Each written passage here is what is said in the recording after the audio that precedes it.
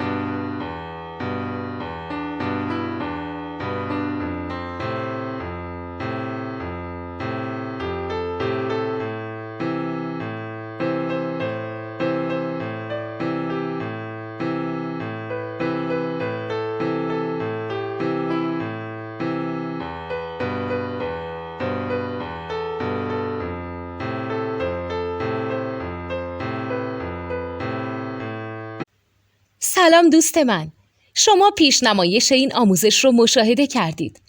برای دیدن آموزش به صورت کامل میتونید به وبسایت نوت2 که مرجع آموزش موسیقی هست مراجعه کنید.